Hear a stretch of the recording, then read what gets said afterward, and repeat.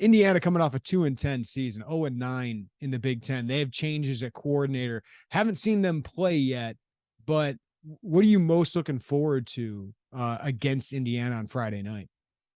Yeah, so of course it's a Big Ten opponent. So I'm looking forward to see what Barry Lunney's offense looks like, and I'm looking forward to see what Ryan Walters, when he actually blitzes, when he and does some interesting different things, what he's going to draw up for Walt Bell's offense. Walt Bell is the offensive coordinator for Indiana now.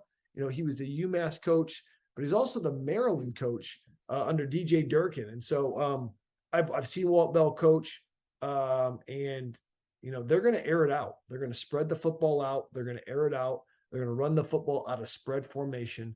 I think Indiana is such an interesting case study because, you know, 2 years ago, that great year, then last year, a ton of injuries.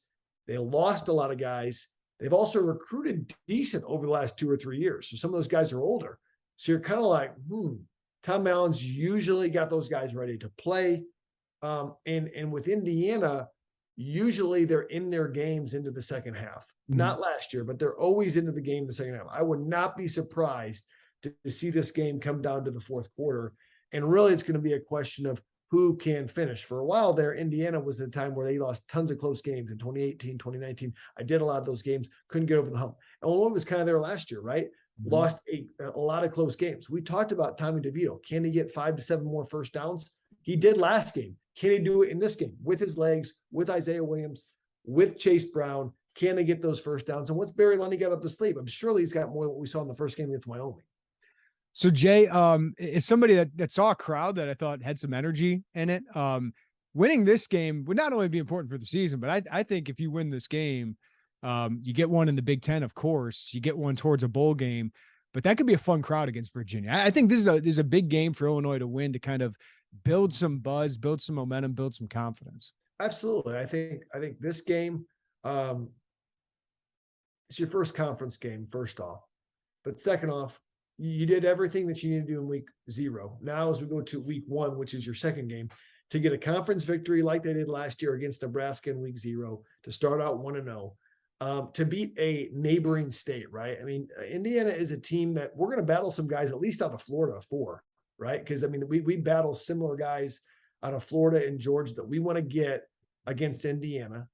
And I think just as a big picture, this is a game Illinois needs to win. You look at their schedule, we know it gets a lot meatier the back half than the front half. But to take the next step as a program, a good football team would go on the road and beat Indiana. They beat 2 top 25 teams last year in Penn State and Minnesota. This team believes they can win. I think we're really going to find out a lot about Tommy DeVito. I think we're going to find a lot about this offensive line.